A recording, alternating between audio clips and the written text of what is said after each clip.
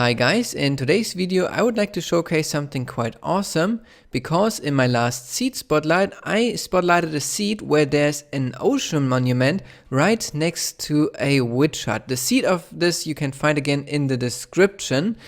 And I was wondering if there would be even witches spawning in a witch farm if there's a guardian farm right next to this, because the guardians in theory should take up almost all of the mob cap. So I was wondering if it's really good to build these two farms right next to each other. So I did a live stream on twitch.tv/szpeddy, and I announced that one on Twitter. So if you don't want to miss any live streams that I'm doing, then follow me on Twitch and Twitter and you will see them coming up. And yeah, then I built these two farms up and we did some nice stuff with them. So I think that I should hop now into the words that we did in live stream. So I built up two farms over here, and as you can see, this is the Guardian farm that I made a tutorial of. The Guardians are just spawning in this big box here, flowing down, going into this water stream, and then getting pushed into lava where they will die. And then the drops of them will be traveling through this hopper chain into the item elevator, where we can see them coming up already. The caves over here are not prepared in any special way, like making a big perimeter out of this. I didn't want to do that. It was a suggestion in the stream that I use the one command block perimeter thing, but I wanted to have it as if you would build this in survival, so we can really compare the rates to what we get in survival. So what you can see here is that all the caves are just lit with torches to make it spawn proof. So this is really like a survival world. And then over here we also got the witch farm, which is a 3-level design that I figured out in the stream myself. I had some issues with that one in the beginning, but then I got it to work. I think that this is one of the standard designs that is for a 2-level witch farm with the 2 hoppers here, and then the tripwire pushing out this piston to free the clock.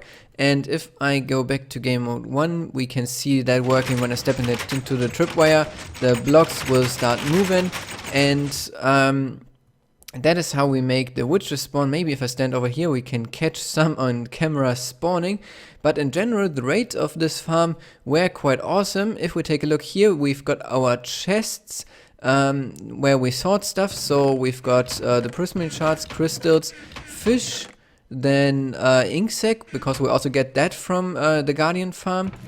Then redstone, that is quite a lot, it's all from the witch farm. Glowstone dust, gunpowder, spider eyes, sugar, sticks, that's just a few, because you'll see in just a second that we also got cooked fish here, because I think that if you have these two farms right next to each other, or there were some witches, you could easily make a auto furnace out of this, where the fish and the sticks will get smelted, or the fish will get cooked automatically and then gets put into another chest, just with the sticks as the fuel. And then I built this up, and I was surprised how good the rates are, and I think that this is a really cool thing to have for your survival world. And then I was thinking, if you have a lot of prismarine shards like I have over here, this is already filling up the 4th chest here, and maybe you don't want the prismarine shards then and you want more witch farm stuff, I created these buttons here to toggle the farms even. And if we take a look at this, you will see that the water will be emptied out of the tank just by these dispensers that are placed upstairs to turn off the Guardian farm completely.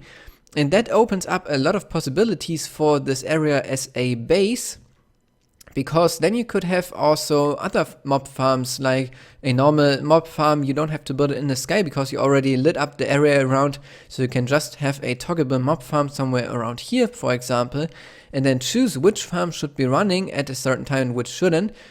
Then you could also have iron golem farms here, because they are working quite easily.